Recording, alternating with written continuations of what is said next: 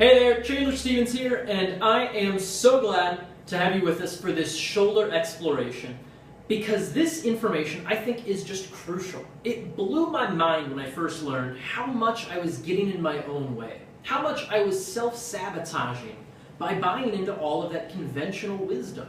All of the things that, seemed like mainstream advice were really setting me back on the path to recovery.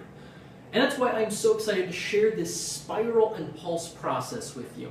Again, it's only going to take you 10 to 15 minutes maybe, but you will notice right away some pretty significant results.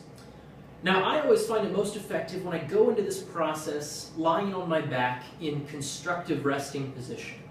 So you might be on your back with knees bent, but really there's no bad way to go about this process. You could do it in standing, as I'll show you. Or you could do it in a squat position if you're trying to reach that overhead ability. There's no bad way to go into this process. So wherever you are here, I encourage you to start with a little bit of scanning through the body, tuning into how your shoulders feel at this point. Maybe they feel kind of tight, maybe there's a bit of ache or pain, maybe you don't notice anything at all, and that's okay too.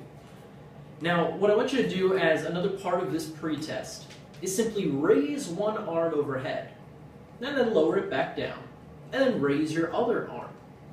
And you might go side to side with this a few times. And you're simply going to choose a side that you'd like to improve. One side might feel a little easier than the other, and so you could definitely get a sense that, yeah, we want to work on this arm today, or wow, my right side is not happy going through this movement. So all we're doing by raising our arms up is figuring out which arm we want to work with. And if they feel similar, side to side, go ahead and take a guess. You're probably going to get lucky in your guess here. And so what we want to do to start this process, again, on the floor, in standing, in our squat, wherever, is bring that hand that you want to improve onto the sternum, onto the breastbone. And we're going to imagine that we have a dotted line, basically along the center of the body and extending out overhead. So if you're on the floor, it would extend toward the wall behind you. If you're standing, it extends all the way up to the ceiling. And essentially what we're going to do is begin to reach upward along that line. But we're not going all the way. We are easing into this range of motion.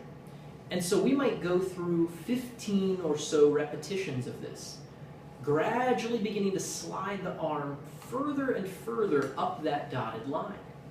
Again, up that center line of the body. And gradually you might make your way up to the neck, over the lips, over the nose, returning to center each time through. And when you get about to the level of the forehead, this is where that spiral comes into play. Because when you reach your forehead, you're going to begin to open that palm up in front of you, still reaching along that dotted line. And so not only are we reaching overhead, we're building a spiral through that whole shoulder complex as we begin to reach further and further toward our end range of motion. And eventually you might have your palm facing all the way out to that side. You might be reaching way up high, or your spiral might be down to about here. Maybe it's even lower. It doesn't quite matter where it is. Again, it's not a competition necessarily. We're just starting to organically grow into our end range through this natural three-dimensional spiral, this very innate functional pattern of a reach through space, of this spiraling pattern in the shoulder. And when you get to what feels like your comfortable end range, moving slowly, moving mindfully until you get there, you might hang out and take a couple of breaths. And again, your end range could be way up high, it could be a little lower. That's okay. Now, that's the spiral chunk of this process. I want to introduce the pulse part of this process as well, because it is just as important. Now, this is our built-in safety net. This is how we demonstrate safety and function to the nervous system, because the nervous system is really running the show here. So wherever your end range is, wherever your comfortable range is, maybe if you feel like you push through this point, it's going to hurt some, and that's okay. Or again, maybe you're way up here. No matter what your end range is, when you get to that point, I want you to cultivate a full body tension as if you're very actively engaging every muscle in the body. And so you might squeeze everything you've got and reach a little further into your spiral, and then release. And so what we're doing is we are teaching the body through contrasts. We're beginning to use tension to master relaxation. And so if your end range is here, if your end range is here, I want you to tense the body, build that neuromuscular safety net, and then deepen your end range, squeezing everything you've got, and then releasing. Because again, the body learns through contrasts.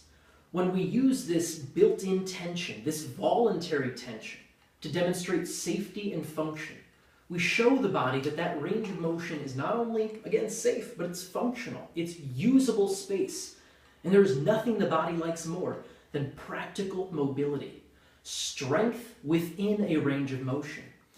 And so, that is the essence of this spiral and pulse process.